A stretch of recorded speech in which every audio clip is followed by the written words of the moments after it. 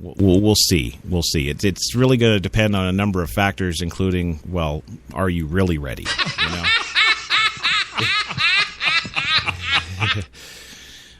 Yeah, so good luck to him in court there. Not looking too happy or sexy for him, that idiot. Yes. He's just an idiot. I don't know what else to say about it there, you know? Yeah. Well, as far as the interaction goes, it was caught on video. Tensing asks for Dubois' driver's license, of course. Dubois tells him he has a license. You can run my name, he says. Be honest, Tensing says, suggesting Dubois' license might be suspended. Tensing asked Dubois where he lives. Right around the corner, Dubois said. Well, go ahead and take your seatbelt off, Tensing says. Well, I didn't even do anything, Dubois says. Dubois leans forward in the passenger seat. Without a word, Tensing fires a single shot. Dubois slumps into the passenger seat. The car rolls a short distance, stopping at the corner. Tensing runs after the car. He looks inside where Dubois is dead. Then Tensing says, quote, I think I'm okay. I'm okay. He was dragging me. I thought I was going to get run over.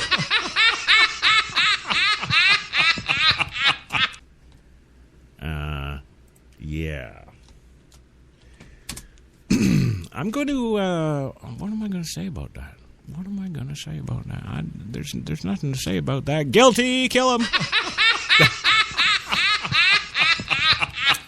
Well, if that wasn't enough, or you know, if it was too little. Yes. Too little, much too late. Yes. Further today, of course, we've got even further cop news today that's just not good. It kind of makes you ask the question, you know, why do we have cops? Yes. Really? It really does. Of course, our next story on the old hit parade here is about a cop who stalked his ex-wife before killing her. New GPS info, yes, data, yes, yes, the number one, Nursey. Yeah. Yes, data, it's an anomaly. Yes. Well, yeah, it's not good. It's not a good situation at all. Yes. It's all going wrong, Gilbert. Everything that could go wrong goes wrong. Yeah. Yeah. Well, what is going wrong, you might ask? Well, it's that cop stalking his ex-wife. Yeah, Ashbury Park, New Jersey, of course. Police officer who killed his ex-wife on a city street with bystanders watching also stalked the woman while on duty, according to a law enforcement review of GPS data from his patrol car. Yes, while police termed the behavior stalking, it was unclear how far back the alleged conduct went or the lengths to which Neptune Township Sergeant Philip Seidel tracked Tamara Wilson Seidel, his wife of almost 25 years, and mother of their 9 children. Well, at the very least, the global positioning system data showed that Seidel traveled up and down the cul-de-sac in Neptune, New Jersey, where Wilson Seidel lived. Wow, his wife's name is Wilson? Well, Seidel killed his ex-wife June 16th, firing 12 shots from his .40 caliber Glock service revolver. It's not a revolver. It's a... I don't know... I'm really confused about something, Gilbert. Yes. The report here actually says he fired 12 shots from his .40 caliber Glock revolver.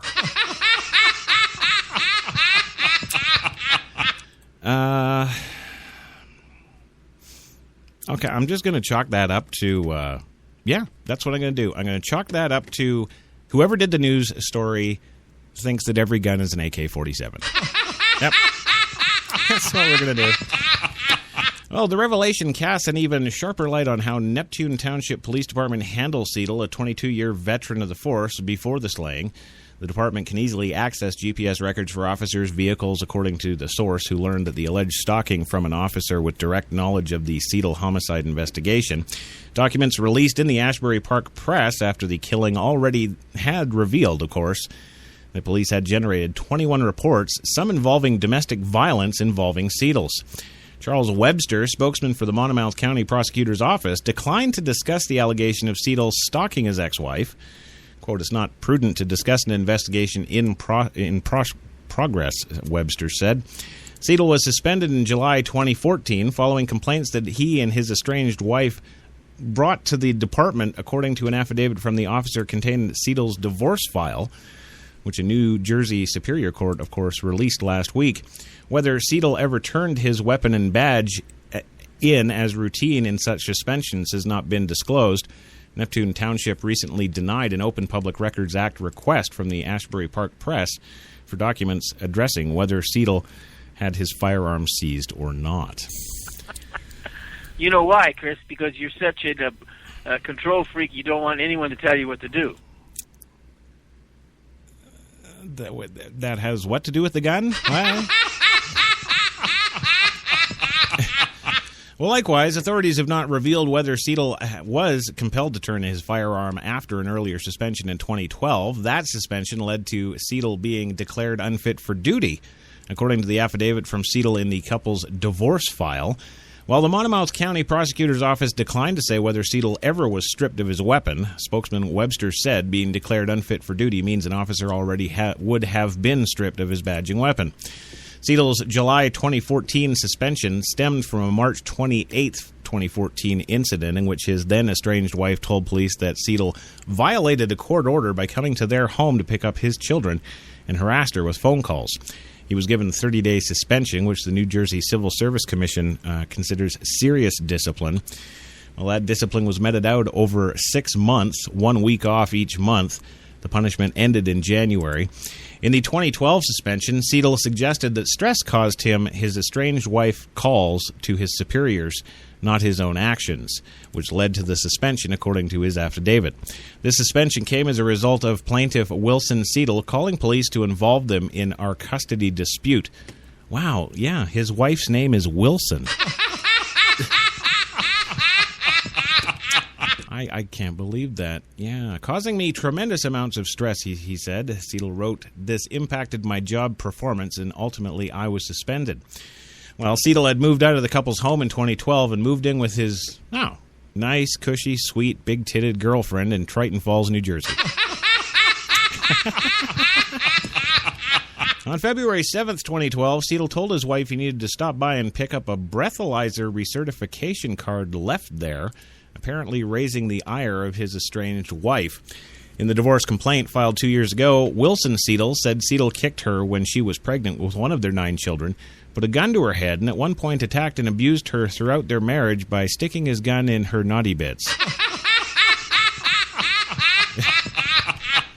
That's, I don't know why. Oddly, I'm getting an erection. I don't know how that works, but okay. Go with it. I'll just go with it.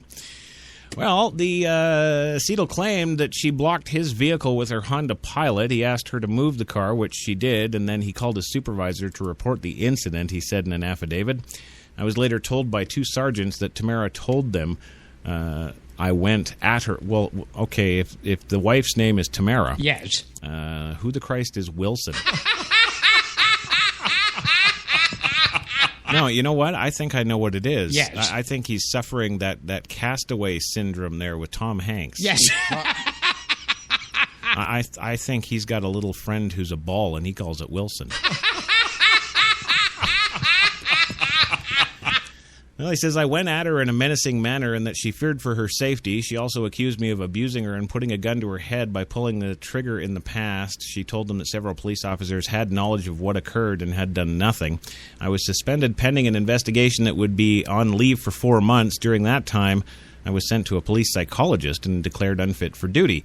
Not because I was violent, but because the divorce and Tamara's behavior had taken such a toll on me and Wilson. I couldn't stay focused at work. Yes. Well, Seidel saw another psychologist who required him to agree to a court-ordered visitation guidelines before he was allowed to return to work. The stalking allegation will be addressed in the prosecutor's office review of the homicide and events surrounding it, Webster said. All of the details will come out in due time, he said. Don't worry if you can't make sense of this little fable right now. We will reveal who Wilson is. Okay, well, there it is. I guess, thanks. Yes. I guess. We're going to go for a second commercial break, and hopefully Kissy doesn't cut off the whole damn show feed again. I was doing great. We had so many listeners in there, and all of a sudden, just nothing. Everybody's freaking out. They're like, where'd the show go? I can't hear. Hear. I don't know why they worry. It's the same shit every day. Well, we're going to go for that second commercial break. Don't worry. When we come back, we're going to tell you all about Representative Democrat, of course, Fattah, charged with conspiracy. Yes, Fattah. Maybe we, well, yeah, could. Nah, I don't know. Don't ask me. I don't know what the hell I'm doing. Back in 2. We're New York's best talk radio, HTLA Radio 1.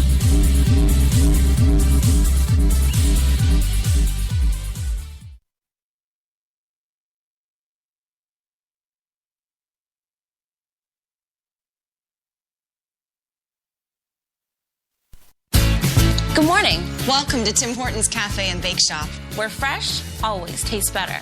What can I make you this morning? How about our new flatbread breakfast paninis?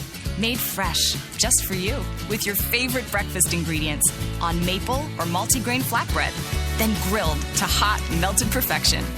Just $2.99. Who couldn't warm up to that? Tim Hortons Cafe and Bake Shop, where quality really does meet value.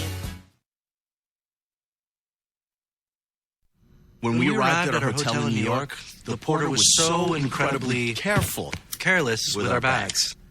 And the room they gave us, it was beautiful. A broom closet. But the worst part was the shower.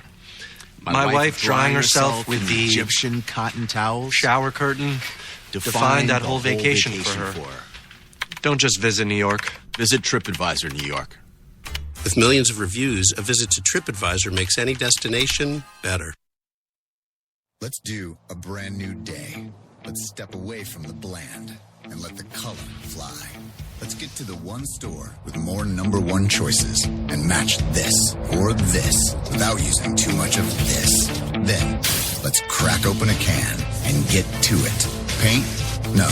Let's do POW. Let's do this. More saving, more doing. That's the power of the Home Depot.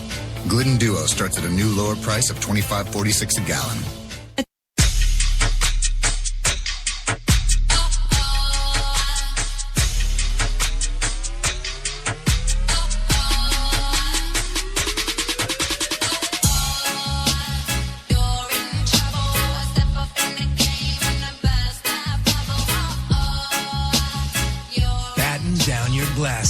White Rum has a new captain. Introducing the all-new Captain Morgan White Rum. 5 times distilled for a smoother taste. You've got it locked to HTLA Radio 1, New York. Take me to your heart. Show me where to start. Let me play the part of your first love. There you go. All the stars are right. Let us make a wish tonight, my love. Thank you. Thank you very much, baby. Yeah. Okay, I'm not... Hey, Joe's, hey. Oh, yes. I do love your Cary Grant, of course, doing the Jewish priest canting. Yes. Yeah. But, no, not so much. Not anywhere near as much as I love your Scent of the Woman. That's... So, and here's Hervé Villagers in Scent of a Woman.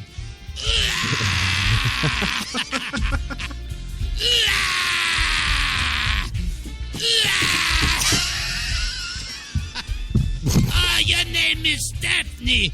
smell the perfume. And I hear the southern accent. Did you just salute to me, even though I'm blind?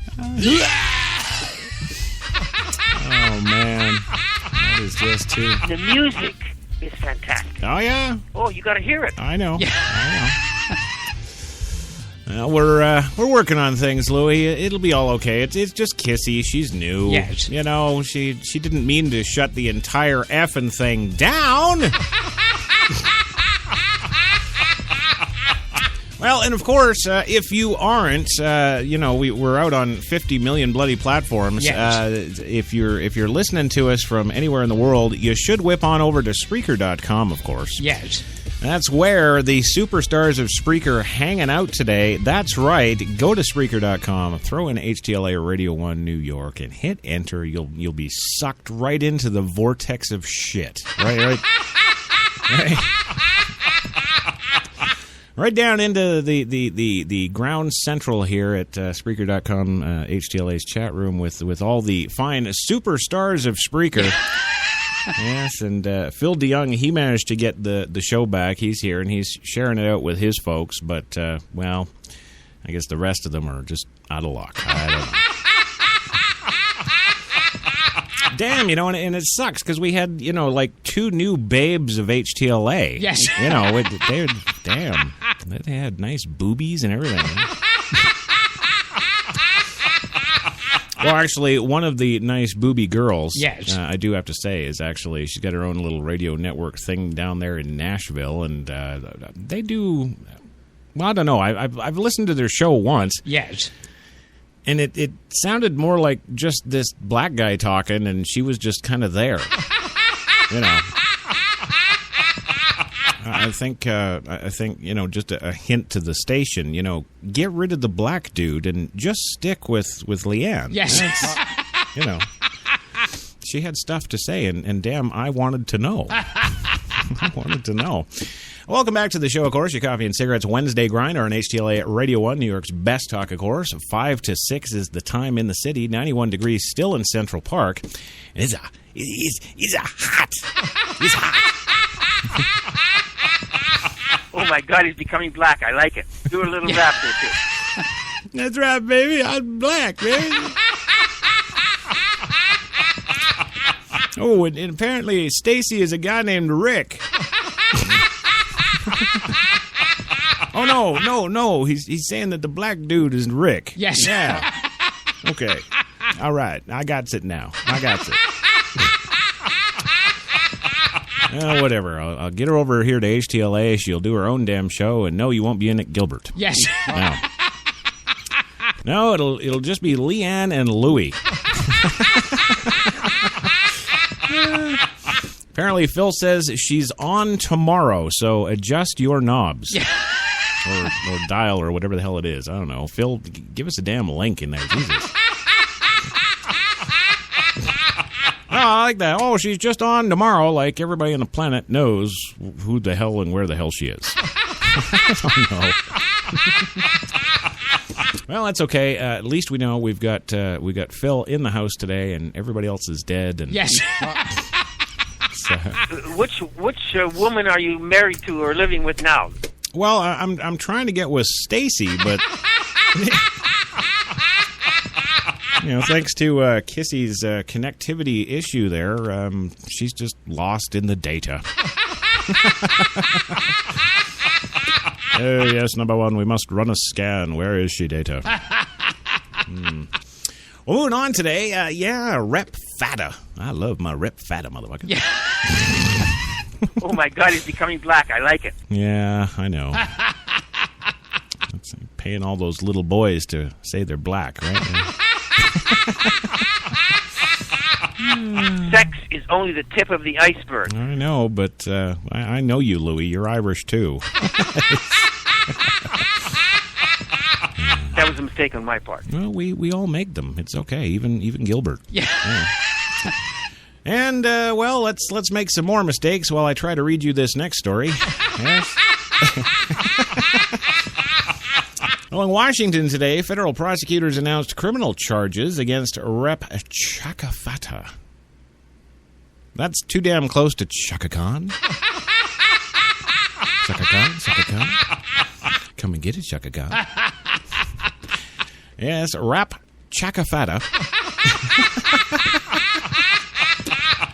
Chaka Fattah, apparently a Democrat from, well, of course, Pennsylvania, alleging that the 11-term Pennsylvania congressman conspired with others to hide a $1 million loan from a wealthy donor to his unsuccessful 2007 campaign for mayor of Philadelphia.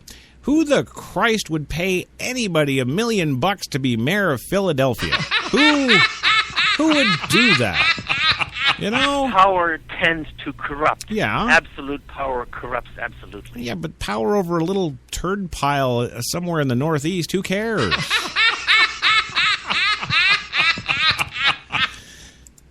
Well, apparently somebody did. Yes.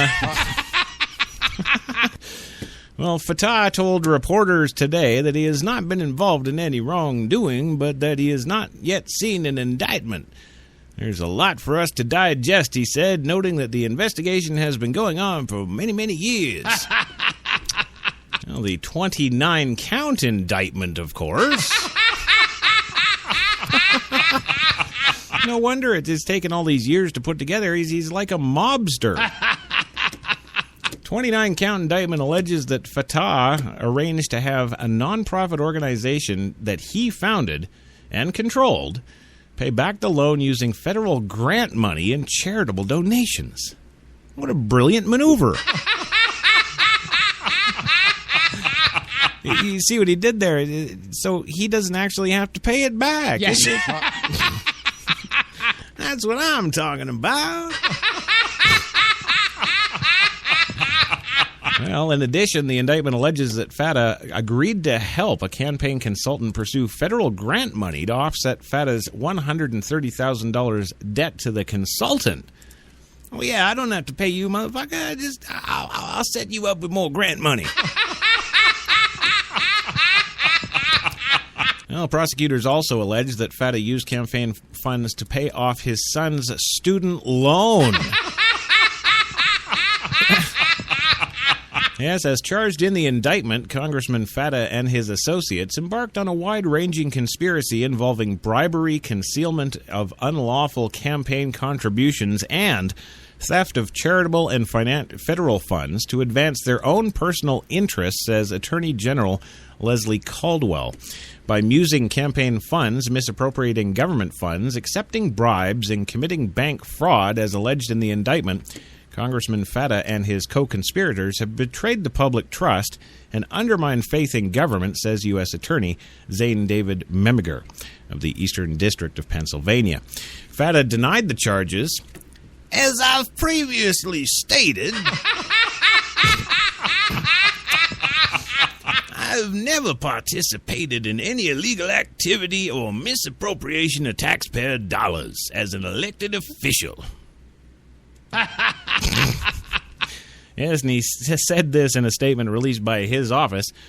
For the last 21 years, I have represented the people of Philadelphia in Congress with honor and dignity, helping millions of families through efforts focused on education, employment, mortgage relief, and health care. I will proudly continue to serve my constituents and look forward to helping millions of more with more money from the government. Well, last fall, Fattah's political advisor, Thomas Linfield, pleaded guilty to using his consulting firm to hide another $1 million loan.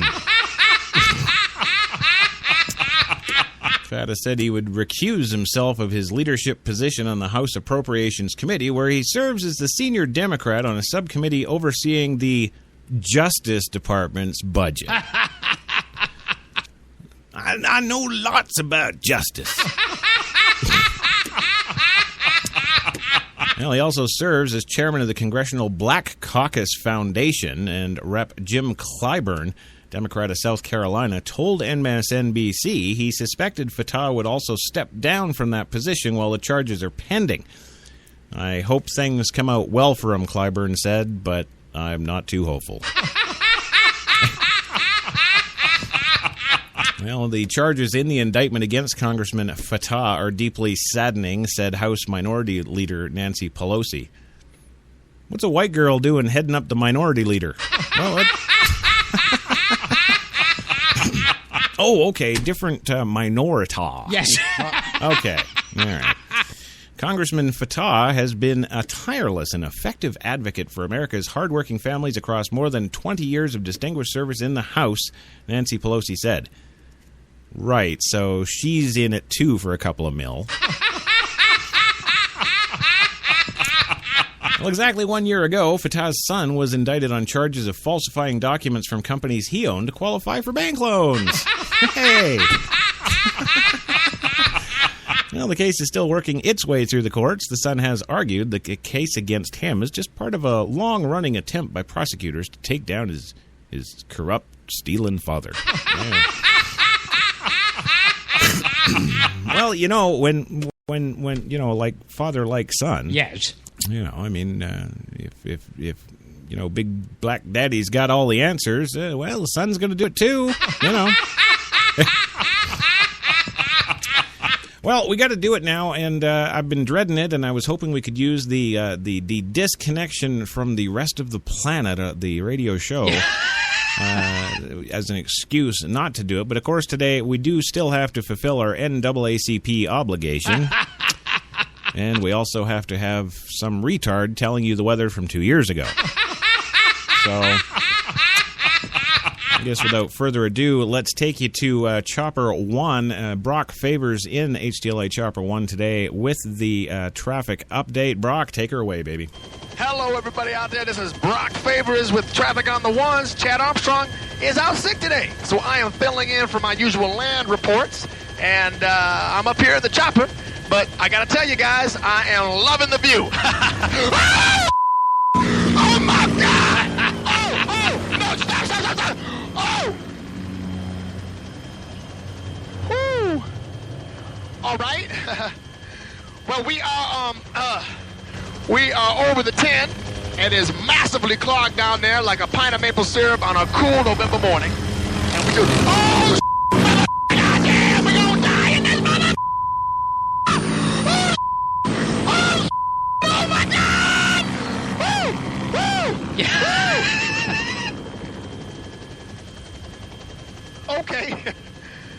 Okay, I am very sorry, folks.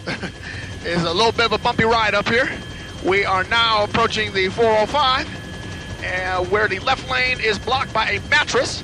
So somebody is going to be doing a little return to IKEA later today. You know what I'm saying? Oh, no, please!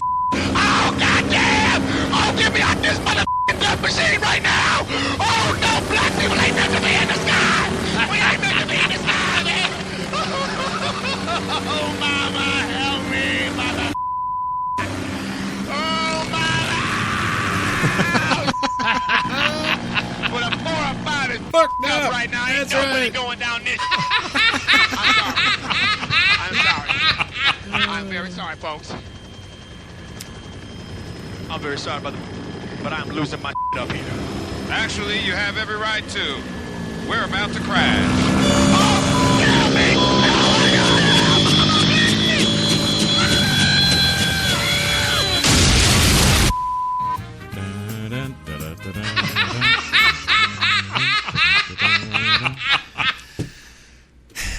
As always, HTLA would like to offer its condolences to the Favors family. That's right. And now, just to get the hell out of the way before I even realize what it is I'm doing. Yeah. Of course, we go to now Frankie McDonald, HTLA meteorologist extraordinaire with the Wednesday Grinder weather. Frankie, take it away. This is Frankie McDonald, my own TV station live in Sydney, Nova Scotia. Major storm is heading for South Dakota on Friday, October the 4th, 2013. It's going to bring up to 30+ millimeters of rain. The rain will fall sideways. The winds are going to be very strong in South Dakota.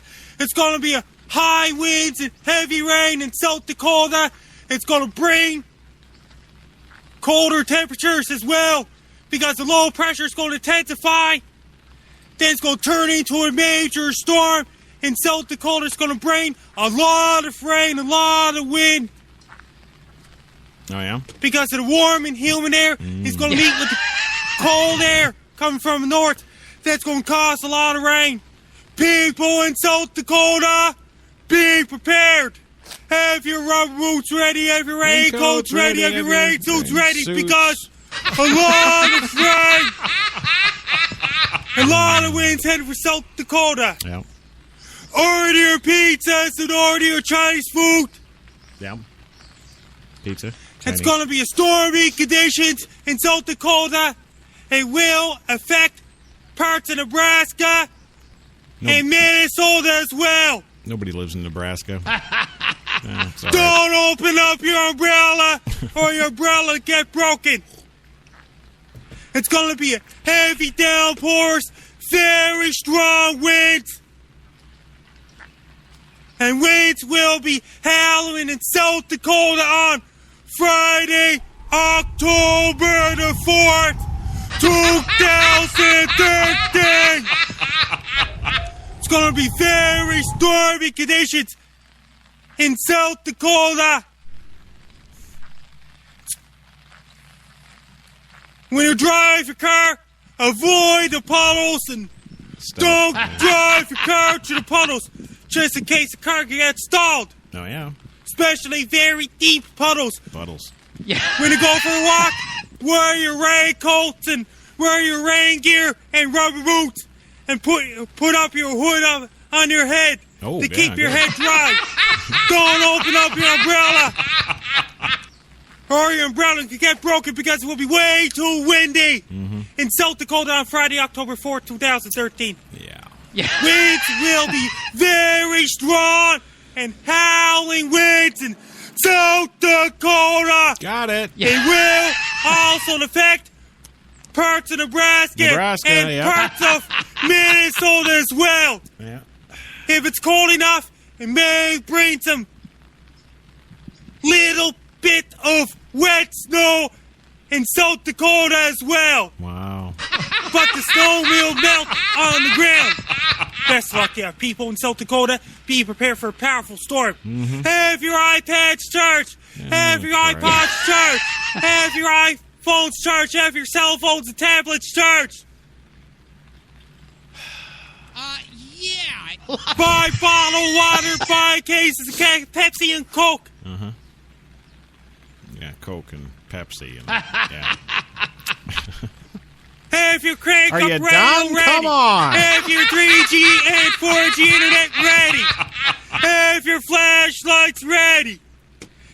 Have your extra batteries ready, just in case the power goes out during the storm in South Dakota on Friday. Right. Best luck to you, people in South Dakota. Be prepared for a powerful storm. Take care. Right. Don't stay safe. Right. Don't get caught in the storm.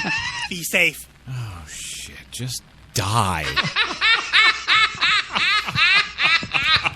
You know, what is it with every news and media company I've ever worked with? Yes. You know, well, we're going to go for our 2.5 minute or 3 minute chopper traffic update. Yes. You know?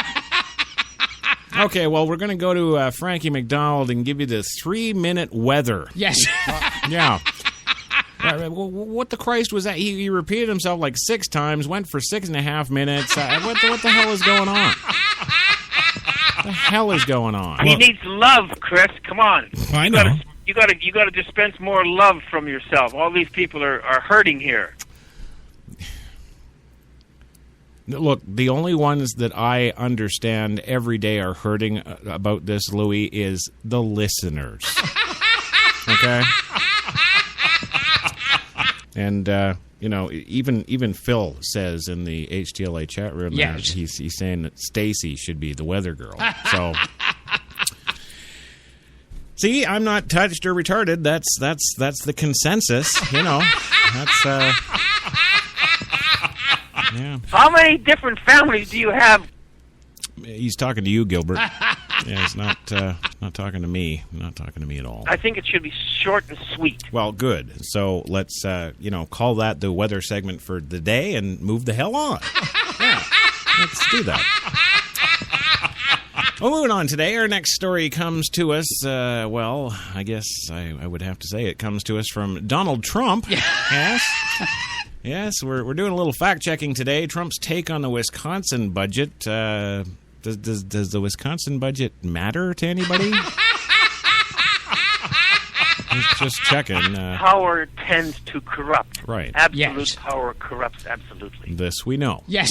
Yes, we do. Yes, we do. Well, he doesn't have it yet, at least not on the governmental level, but he certainly has it on a personal level. And he says that Wisconsin has a $2.2 billion budget deficit that it doesn't have. Actually, the state finished its most recent 2-year budget cycle with a small surplus, and the new cycle began July 1st, is covered by a bill providing for another balanced budget with which Governor Scott Walker himself signed into law. It's true that state officials had earlier projected the revenues would fall about $2.2 billion short of what agencies were requesting for the new cycle. But agencies don't always get what they want, he says. The current budget cuts $250 million from the University of Wisconsin system, for example. Trump, a Republican presidential contender, called into CNN's State of the Union on July 26th and had this to say about Wisconsin and Walker, who is also seeking the GOP nomination. He says they have budget deficits. He was going to have a lot of big surplus. Well, they got a $2.2 billion deficit. Actually, they don't. Wisconsin, by state law, is required to have a balanced budget. That means that it's prohibited from running a deficit, which happens when a government spends more money than it has. Trump is referring to a previously projected budget shortfall, that is, how much state agencies request in spending minus what the state is projected to make in revenue. Well, in November, Wisconsin's Department of Administration, based on revenue projections and state agency budget requests for fiscal years 2016 and 17, said that the state faced a shortfall of $2.2 billion for that 2-year cycle. Well, that was after the Legislative Fiscal Bureau projected in January 2014 that the state's general fund would have about a $1 billion surplus for the biennium that ended June 30th. Much of that projected surplus was used to provide additional property and income tax cuts for families and businesses, leaving the state with a surplus of $254,000 when fiscal 2015 ended last month, according to Bureau documents. But to Trump's claim, the important thing to know is that the agency's spending requests aren't automatically granted, as the administration noted in its November projections. The Department of Administration on November 14th, for the coming biennium, agency budget requests have exceeded expected revenues by $1.1 million in fiscal year 2015 and 16, and by $1.18 million in fiscal year 2016-17, for a total of $2.2 million over the biennium. Well, that's not billion. While this represents the traditional method for such calculations, such figures are derived under the assumption that all agency budget requests will be funded in their entireties, and this is a flawed assumption, he says. The state legislature ended up passing a balanced 2-year budget that Walker signed into law on July 12th, more than 2 weeks before Trump claimed that the state had a deficit. So there you go. This is, I guess I do understand this, but I don't understand this. And this is the thing, this is why Trump is, he's really the wild card that nobody wants to talk about. Yeah. Because, of course, he's not an idiot, right? He understands, money? And he's not handcuffed to any Republican or Democrat, party line deal. Yes. He's pretty much free to call it like he sees it, and it looks like he's calling it like he sees it. It's kind of funny though when you think about it. Yes. What would happen if this man got into power? What would the picture look like? You got to ask yourself. Yes. What that picture might look like, and I've thought about it pretty, I would have to say, at least daily in the last couple of weeks, of course. Yes. Because, you got somebody that pretty much is hands-free, no hands tied to any party line per se. Yes. He could, he could actually do what he's promising to do for, I think, the first time in U.S. political history. Yeah. Well, no, I really do, because, of course, you've got a situation where, he's got the wherewithal, he's got the ability, for sure. It's not, let's try out this skinny black guy over here. And yes, it's true, we did make Oprah cry. Yes. And that's actually really hard to do. She does kind of fancy herself an actress. Yes. Which I think is laughable. But, I heard from the director of The Color Purple, of course. Yes. He was talking about working with her on set and all the scenes where she was crying. Yes. He said he had to beat her like a redheaded stepchild to get her to cry like that. And, yeah. So nothing to say to that, Louis. You just, we're talking about directing Oprah Winfrey now in The Color Purple. What are you, sleeping? I nearly got kicked out of a theater. I can't remember what I saw about 2 weeks ago because I was booing and screaming. Okay, so you've completely lost your shit. Okay. Well, moving on today, we're going to tell you about a New York man who was charged with attempting to aid ISIS. Yes, a 47-year-old man, a New York man, made his initial appearance today in federal court, where he is charged with attempting to join the Islamic State terror organization, federal prosecutors said, excuse me, during two previous trips to the Syrian region in 2012 and 2014. Prosecutors allege that Christopher John Taylor of HTLA Radio 1... Oh, no, I mispronounced that. Yes. Arafat al-Nagi. Yes, of Lackawanna had amassed an array of military equipment from an armored vest and combat boots to night vision goggles in preparation, of course, to join the terrorist group. Nagi's first trip to the region was apparently cut short by gallbladder illness. Oh, yes, that strikes down terrorists all over the world. It's terrible. For just 30 cents a day, you could help the terrorists stay healthy. Yes. Yeah, so the gallbladder illness. Last year's travel lasted 2 months, according to court documents. Following his return, a search of the suspect's electronic communications allegedly revealed a stream of tweets, texts, and other posts that promote ISIS activities. In a series of more recent communications, Nagi on May 15th posted a photo of a beheading by ISIL fighters, along with a caption, quote, "Today this filth has been killed." And 3 days later, he also tweeted a photo of 3 severed heads and Arabic text stating, quote, "God is greatest." Well, the 3 heads, those who dug their graves by their own hands, if convicted, Nagy faces maximum punishment of 15 years in prison and a $250,000 fine. Our continuing fight against international terrorism today returns to Western New York, U.S. Attorney William Hochul said, in apparent reference to terror arrests in the immediate aftermath of the 9/11 attacks. Nagy pledged allegiance to the Islamic State and the leader of his terrorist organization. After burying military combat gear, he traveled twice to Turkey in an effort to help the group. Hochul said that the arrest and criminal charges ensure that Nagy is no longer capable of achieving his goal of joining the most despicable group of our time. Well, thank God he's forgotten about the KKK. Yeah.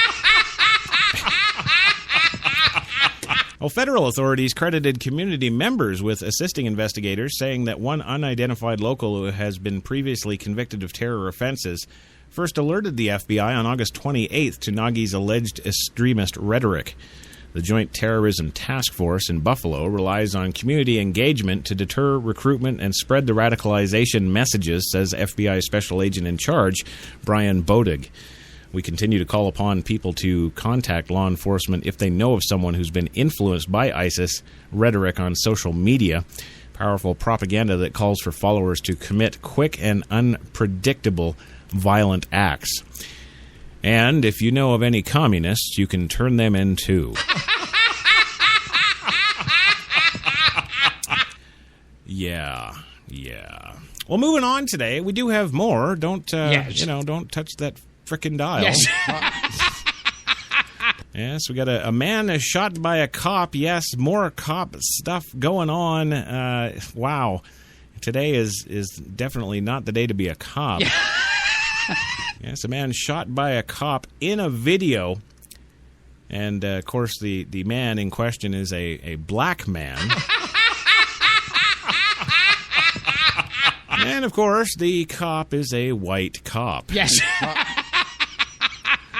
Yes.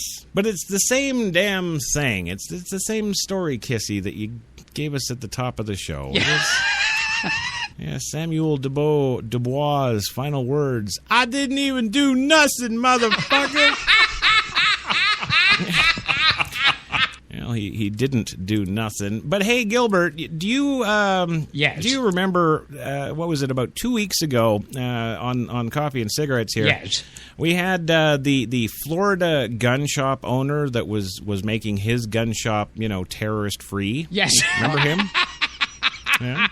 Well, there's new news on that story today as well, as a group is suing the Florida gun shop that declared Muslim-free zone. Yeah. Yeah, this is good. The Florida chapter of the Council on American Islamic Relations filed a federal lawsuit on Tuesday against a gun shop whose owner declared it a Muslim-free zone earlier this month. Yeah, apparently the terrorists don't like their weapons getting taken away. Well, Andy Hallinan drew, of course, national media attention 2 weeks ago when he announced that he would not arm and train those who wish to do harm to my fellow patriots at his Florida gun supply in Inverness, Florida. He made the declaration that he had a moral and legal responsibility to take action days after Muslim American went on a shooting rampage at 2 Chattanooga, Tennessee military facilities by a gunman that left 4 Marines and 1 Navy sailor dead. In the lawsuit, Sear FL, asked the court to grant an injunction against the gun shop, prohibiting it from discriminating against Muslims or insulting any policies or practices that discriminate or segregate people on the basis of religion. Officials at CAIR Florida criticized Hallinan after he made the declaration for discriminating against the entire religion for the act of one person. No, it's the act of tens of thousands of you. Well, Hallinan subsequently agreed to meet and train Hassan Shibli, CAIR's Florida's executive director. But Hallinan later rescinded the invitation to Shibli after receiving a flood of emails and calls from people that he said warned him that CAIR had been put on the United Arab Emirates terror list. Well, Shibli is not named as a plaintiff in the lawsuit, and he stressed that the lawsuit is about countering what he said was an illegal policy by the store to discriminate against Muslims. Thanks, homosexual cake freaks. Well, the group says in its complaint, which was filed with the U.S. District Court in Fort Lauderdale, that it represents Muslims who have the right to purchase guns, browse guns, take classes on gun safety, and shoot guns at the range and kill infidels all over America. And they should not be discriminated against. That's right. Unfortunately, he caved into a lot of the anti-Muslim pressure and anti-Muslim base that he's pandering to. Shibli told USA Today, the man's issue is that we don't want segregation to rear its ugly head in Florida. When he refused to reconsider his position, when he refused to reconsider to be educated, refused to engage his community, refused to respect American law, we had no choice but to bring forward this lawsuit. Well, Hallinan said in a brief telephone interview with us that he had not been served with the lawsuit and called the litigation bullshit. Well, his attorney, Robert Muse of the American Freedom Law Center, called the lawsuit bogus and that Muslims are not being discriminated against.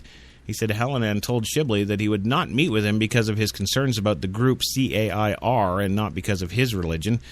Find in that complaint one allegation of any Muslim who is discriminated against because of his religious beliefs, said Muse. whose firm identifies itself as a Judeo-Christian public interest law firm. You can't find any because the facts don't exist. If there is anyone that is being turned away, they're being turned away for a public safety, Muse added. This is bogus, frivolous, and it will play itself out here over the coming weeks and months. Muse noted that CAIR was implicated as an unindicted co-conspirator in a 2007 case against the Chicago area-based Holy Land Foundation, which was found guilty of aiding Hamas. Terrorist ties? Bye-bye! Well, on Tuesday, Muse in Hallinan was advised by federal agents to shut down his shop. They told Hallinan they were concerned about the intentions of a Muslim covert who had traveled from California to attend a class at Florida Gun Supply scheduled for that day, Muse said. Christopher Martin, who is a Navy veteran, told WFTS-TV that ATF agents approached him at his left his hotel to head to the gun store and informed Hallinan he shut the store. Martin stopped by CAIR's Tampa office to tell the group about his plan, and officials with the organization informed him of his rights, Shibley said. It is now unclear how agents learned that Martin was coming. Somebody is trying to limit or prevent or restrict constitutional rights that I feel I fought for. I fought for those rights, Martin said. Yeah, well, he did. Yes. Yeah, and I don't see any of these sand spiders out there fighting for the... down with the sand spiders, I say. That's right. We're not going to do that, you evil man. Well, and in other old news that's coming back up as a new news. Yes. Yes. Well, the missing Malaysia plane, been missing for over a year now. Yes. Well, aircraft debris found off the coast of Reunion Island in the Indian Ocean appears to belong to the same type of plane as that Malaysian Airlines Flight 370, which vanished more than a year ago. A U.S. official told the Associated Press today. French aviation experts will examine the aircraft wingtip, and possibly a flap and other debris found, to determine whether it came from the Boeing 777-200, which disappeared after taking off from Kuala Lumpur, Malaysia, on March 8, 2014, bound for Beijing with 239 people on board. No trace of the plane has been found to date, despite months of aerial and sea searches over tens of thousands of square miles of ocean in the southern Indian Ocean. Investigators have a high degree of confidence that a photo of aircraft debris is of a wing component unique to the Boeing 777, said the official, who was not identified. The official says investigators, including Boeing air safety investigators, have identified the component as a flaperon from the trailing edge of a 777 wing.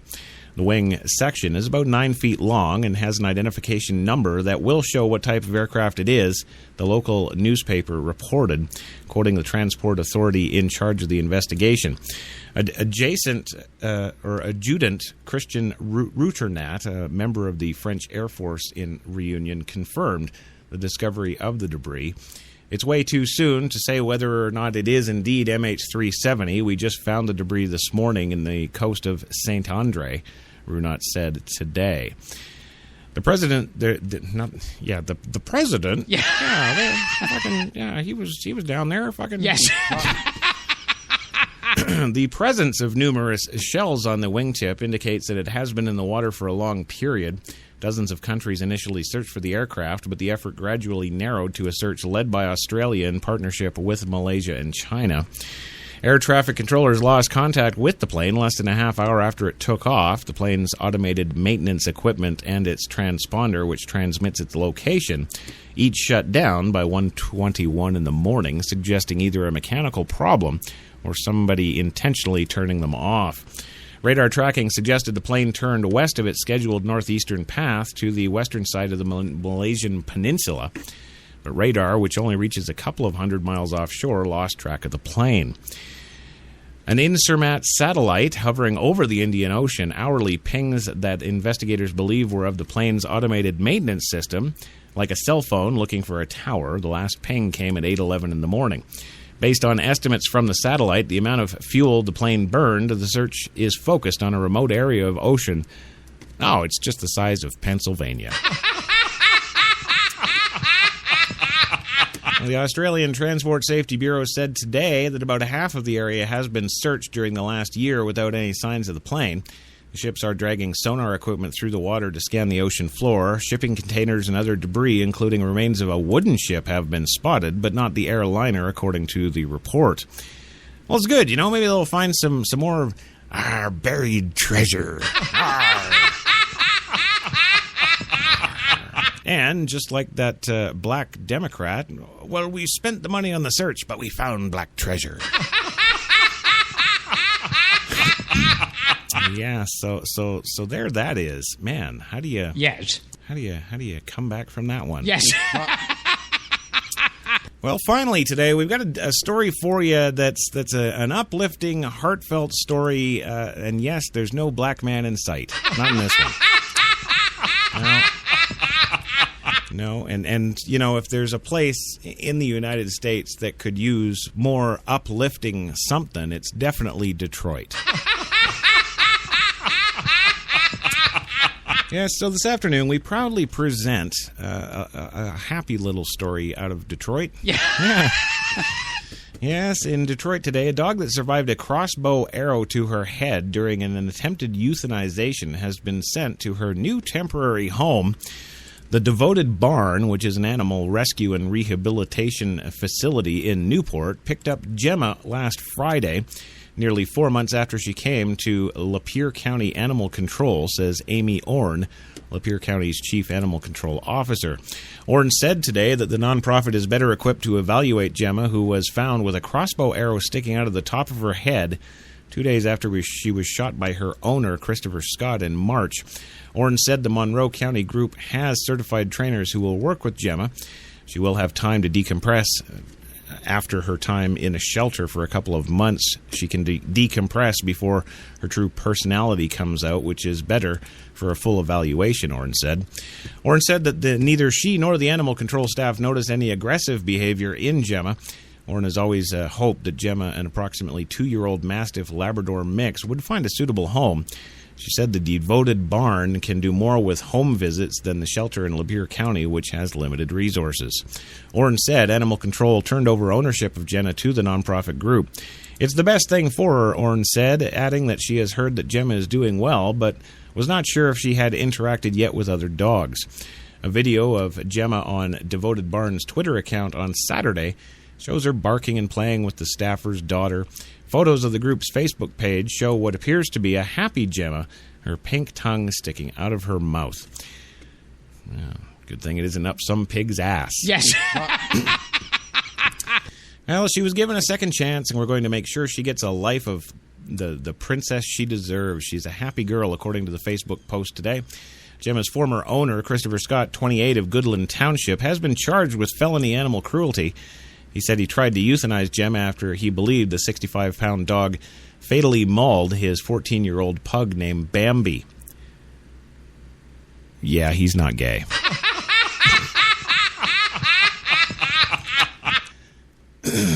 Yes, Bambi. He buried the pug and dug a hole in which to bury Gemma, according to testimony during the preliminary examination in Lapeer County District Court. Last week, he was bound over to Lapeer County Circuit Court for trial. Pre-trial hearing is set for August 10th, but the visiting district judge encouraged both attorneys to resolve the case before that date. Scott's attorney said Scott had just cause to destroy Gemma after she killed the pug, especially with young children living in the home. Scott allegedly took Gemma in a van, let her go in a field, and shot her with a crossbow arrow, according to testimony. The dog ran about 20 yards and laid down. Scott thought Gemma was dead and went to get a tarp for her body. When he returned, she was gone. He did not try to locate her, assuming she would die, according to the testimony. Gemma was found 2 days later, the arrow still in her head in Lapeer County. If convicted of the charge, Scott could be sentenced to 4 years in jail. Oh, yeah, no, that's uplifting Detroit news. Yes. There you go. Well, listen, gang, that is it for today. Oh, yeah, there it is. I want to thank the one, the only Louis Lawless, if he is indeed still awake. Are you awake? I lived in Greenwich Village for a while when I first started out as an actor. Yeah, okay, he's awake. All right. Thank you for being here, Louie. Love having you every single day. We'll be sure to see you tomorrow. That was a mistake on my part. Okay, we won't see you tomorrow. All right. Gilbert, shoot out those social medias one more time, will you? Don't forget to follow us on our Facebook page. Right. On Twitter and on Instagram. Excellent. That was top shelf. Well, there you go. And, if you can't figure out where to find us on those social media places by searching HTLA Radio 1, then you're not smart enough to listen. There you go.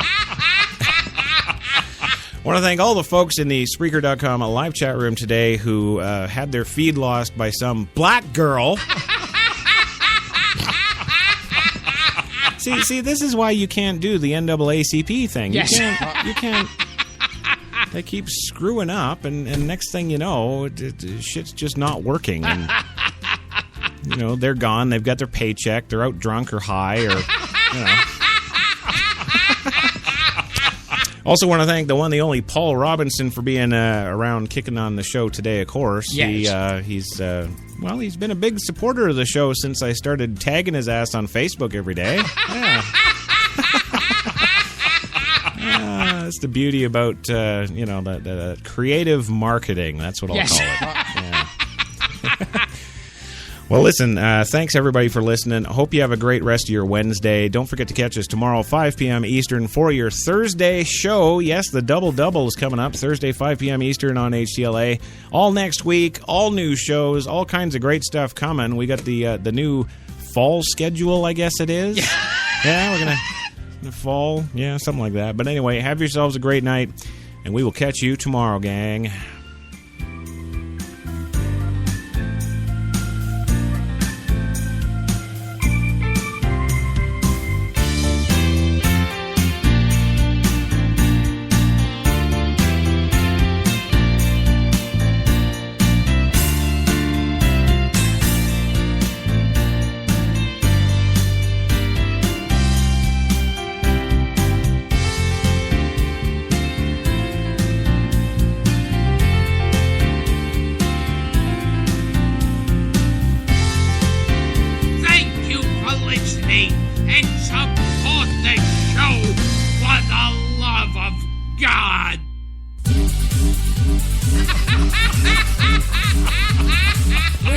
Best Talk Radio, HTLA Radio 1.